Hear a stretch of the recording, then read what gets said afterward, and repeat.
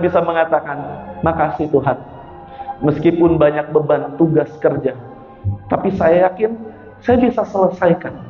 Mungkin terlalu banyak fokus sama hal-hal yang berat sampai lupa untuk bersyukur. Banyak di antara kita yang selalu melihatnya ke atas terus sampai kita lupa untuk bersyukur, lupa ngeliat ke bawah. Ternyata banyak orang-orang yang kesulitan keuangan, rumah tangga, bahkan gak bisa ngasih uang untuk orang tuanya sendiri.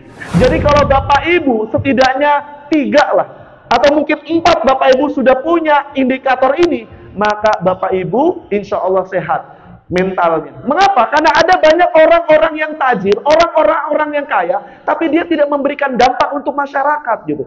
Ada orang yang berprestasi, tapi dia tidak memberikan kontribusi.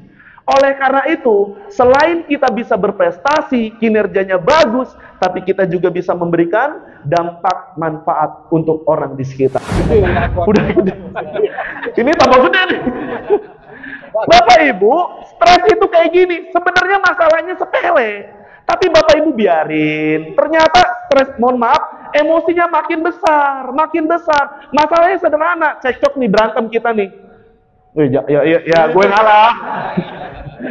Tapi harusnya kan langsung, maafin gue ya, gue nggak sengaja gitu. Selesai, nggak stres lagi. Tapi bukankah kita sering, udahlah, dia dulu aja yang minta maaf gitu. Terus, maka dalam Islam nggak boleh lebih dari 3 hari. Kenapa? Biar nggak stres. Sahabatku, sudah sadar belum?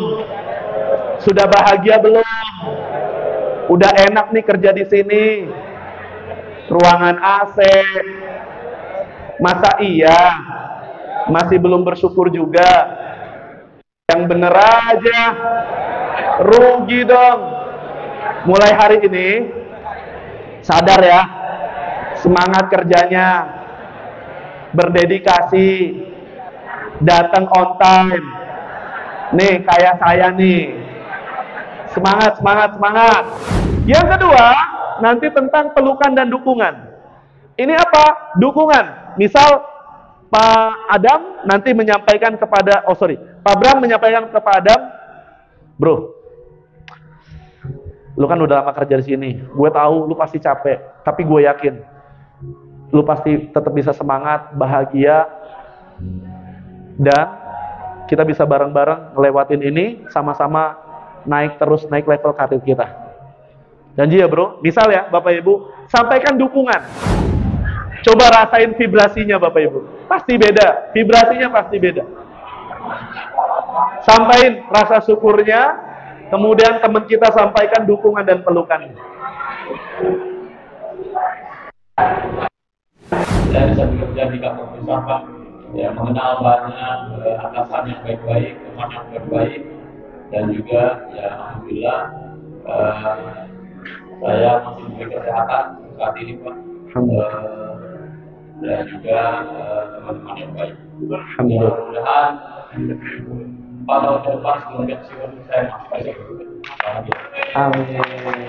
Mulai hari ini kita harus semangat. Hidup ini tidak selalu bahagia. Pasti ada fase stresnya. Saling dukung ya. Saling motivasi. Jangan ngomongin saya di belakang. Kan kita sahabatan. Janji ya. Bener loh. Saling mendukung. Saling memotivasi. Saling memberikan yang terbaik. Janji. Bener ya. Kalau janji, silakan dirangkul temannya. Silakan dikasih. Oke, boleh berikan tepuk tangan untuk kita semuanya, teman-teman semuanya.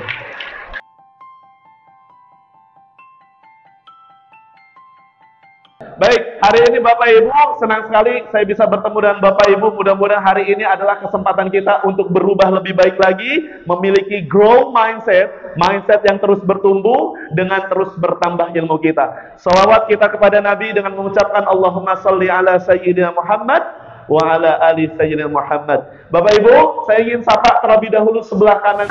Kita coba Bapak Ibu, 1. Sabar, udah ea-ea aja. 1, hai, 1, 2, asik, 2, 1.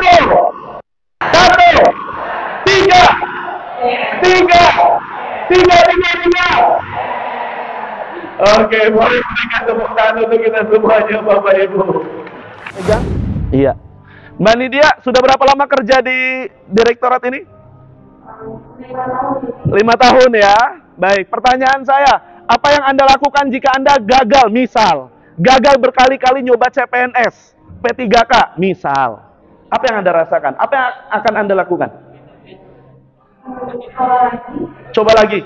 Gagal lagi. Cari peluang lain. Yakin. Kita mengatakan, makasih Tuhan. Meskipun banyak beban tugas kerja, tapi saya yakin saya bisa selesaikan. Mungkin terlalu banyak fokus sama hal-hal yang berat sampai lupa untuk bersyukur. Banyak di antara kita yang selalu melihatnya ke atas terus sampai kita lupa untuk bersyukur, lupa ngeliat ke bawah. Ternyata banyak orang-orang yang kesulitan keuangan, rumah tangga, bahkan gak bisa ngasih uang untuk orang tuanya sendiri. Maka Bapak Ibu ketika diuji, terima dulu takdir dari Tuhan. Mungkin memang jalannya seperti itu. Saya mungkin agak, ya boleh lah, nggak apa-apa. Bapak Ibu, anak saya 3. Saya katakan, oke, stop, 3 aja ya. Tapi Allah bilang lain, gimana?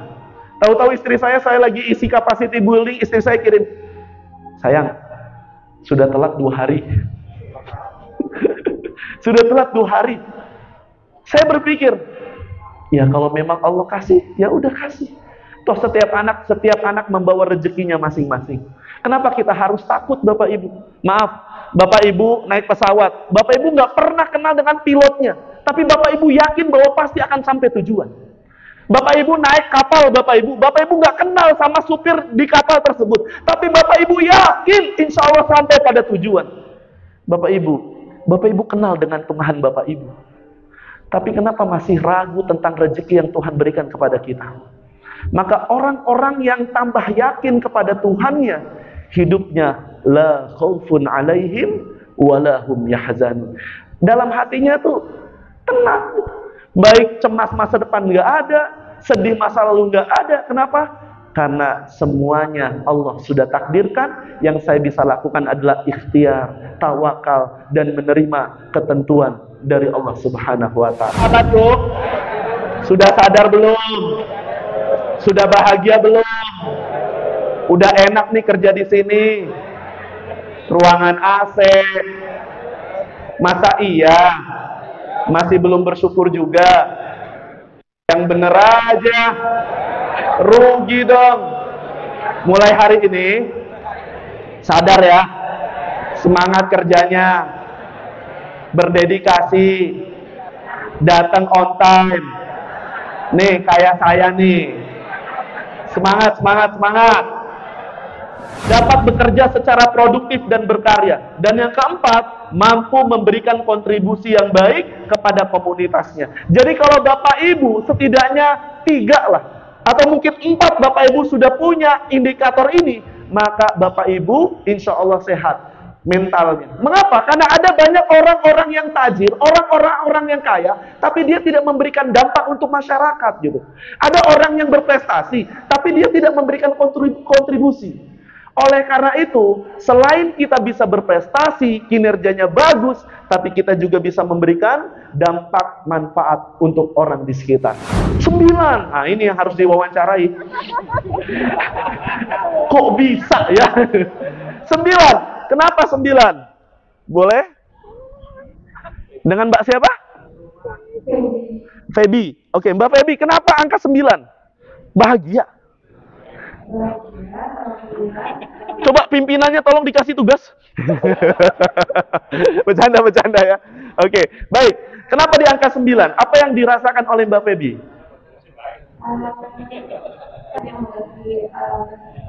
Oh, atasan mengerti kondisinya. Wow. Wih, langsung. Oh, ada ya, luar biasa. Terus apa lagi? Oh, saya juga. Oke, siap. Distresnya bukan satu, Bapak Ibu. Mungkin distresnya dari masalah keluarga, masalah pekerjaan, dan itu menjadi akumulasi, maka naik ke atas.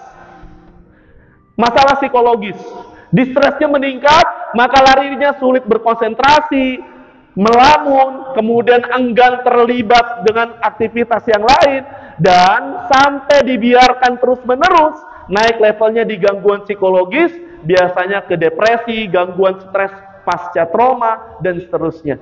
Maka yang saya ingin katakan, kalau Bapak Ibu merasa, ya sih gue kayaknya hari ini lagi stres nih. So, kalau sudah ngerasain itu, nanti gunakan manajemen stres, strategi coping stres yang nanti saya akan sampaikan Bapak Ibu. Maka ketika ada kondisi yang membuat kita, harus kerja lebih ekstra, kemudian, waduh kok saya nggak bisa ini, dan akhirnya membuat dia tidak seimbang emosinya, terjadi ada ancaman, ada tekanan, maka itu kondisi stres Bapak Ibu. Stres adalah reaksi tubuh terhadap perubahan yang membutuhkan respon, regulasi, dan adaptasi fisik, psikologis, serta emosional. Intinya, kebanyakan stres itu dikaitkan dengan tekanan, beban, konflik, kejenuhan, kelelahan jiwa yang levelnya nanti kalau Bapak Ibu sudah stres yang berkepanjangan, apa yang terjadi? Burn out. Kira-kira yang mana Pak? Semua, masa semuanya sih Pak? Saya bacakan ya Pak, ada stresor itu, penyebab stres itu perkawinan, pertengkaran dengan pasangan, pekerjaan, beban kerja, keluarga, hubungan interpersonal, keuangan, hukum, penyakit. Kira-kira yang mana Pak? Denyut jantung itu lebih cepat, tapi pembuluh darahnya menyempit. Jadi bagi Bapak Ibu yang punya kolesterol dan seterusnya, itu bisa berbahaya. Karena ketika detak jantung kita lebih cepat, aliran darah terus, ternyata pembuluh darahnya mengecil, menyempit, dan itu bisa larinya ke serangan jantung. Maka penting Bapak Ibu memperhatikan tentang tingkat stres yang Bapak Ibu rasakan. Bisa sakit kepala, serangan, bahkan serangan dini penyakit Alzheimer. Udah gede. Ini tambah gede nih. Bapak Ibu, stres itu kayak gini. Sebenarnya masalahnya sepele, tapi Bapak Ibu biarin. Ternyata stres, emosinya makin besar, makin besar. Masalahnya sederhana, cekcok nih, berantem kita nih. Ya, gue ngalah. Tapi harusnya kan langsung, maafin gue ya, gue nggak sengaja gitu. Selesai, nggak stres lagi. Tapi bukankah kita sering, udahlah, dia dulu aja yang minta maaf gitu. Terus, maka dalam Islam nggak boleh lebih dari 3 hari. Kenapa? Biar nggak stres. Coba tarik nafas lagi. Tahan, hembuskan. Yang kedua, teknik grounding. Apa itu teknik grounding? Bapak Ibu gunakan panca indera Bapak Ibu untuk melihat, merasakan, mendengar, yang intinya Bapak Ibu mindfulness. Kan Bapak Ibu stres itu mikirin masa depan, khawatir. Maka dengan teknik grounding ini Bapak Ibu ngelihat, ada yang pakai masker gitu. Ada yang cantik gitu. Ada yang berotot gitu ya. Relax dari mulai ujung kepala sampai ujung kaki, yang akhirnya Bapak Ibu bisa tidur. Ini bisa dilakukan biasanya untuk orang-orang yang insomnia, yang susah tidur, yang dia mikirin yang lain, maka dengan progressive relaxation ini bisa dilakukan. Pak Adam dan Pak Bram dan Bapak Ibu akan melakukan simulasi di depan ini. Yang pertama, bersyukur. Bapak Ibu akan menyampaikan, misal, siapa yang menang? Pak Bram apa Pak Adam? Pak Adam. Berarti yang kalah. Yang kalah dulu yang menyampaikan tentang rasa syukurnya. Syukuri, apapun itu, sampaikan tentang rasa syukur itu. Oke? Misal Pak ya. 1. Yang kedua, nanti tentang pelukan dan dukungan. Ini apa? Dukungan. Misal, Pak Adam nanti menyampaikan kepada, Pak Bram menyampaikan kepada Adam, bro, lu kan udah lama kerja di sini, gue tahu lu pasti capek, tapi gue yakin lu pasti tetap bisa semangat, bahagia, dan kita bisa bareng-bareng ngelewatin ini, sama-sama naik level karir kita. Janji ya bro. Misal ya Bapak Ibu, sampaikan dukungan. Coba rasain vibrasinya Bapak Ibu, pasti beda, vibrasinya pasti beda. Sampaikan rasa syukurnya, kemudian teman kita sampaikan dukungan dan pelukan.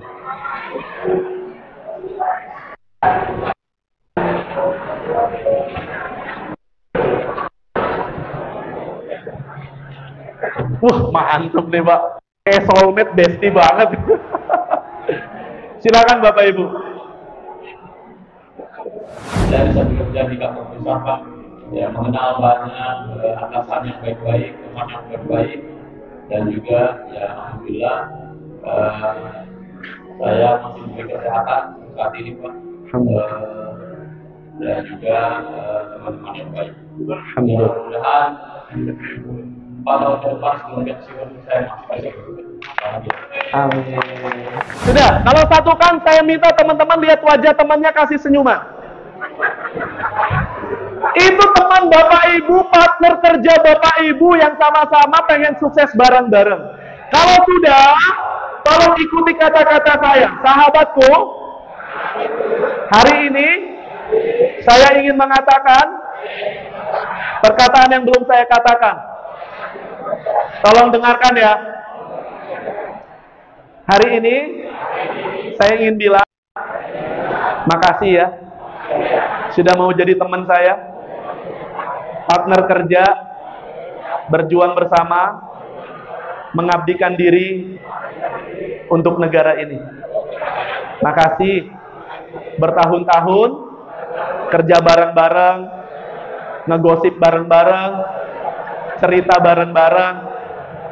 Tolong doain saya ya, biar bisa maksimal kerja, bekerja bahagia, bahagia bekerja.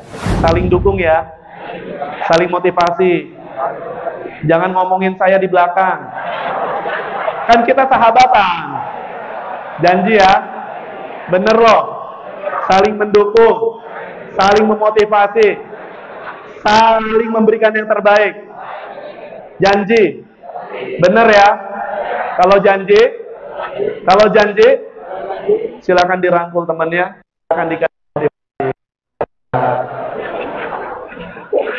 Oke, boleh berikan tepuk tangan untuk kita semuanya, teman-teman semuanya.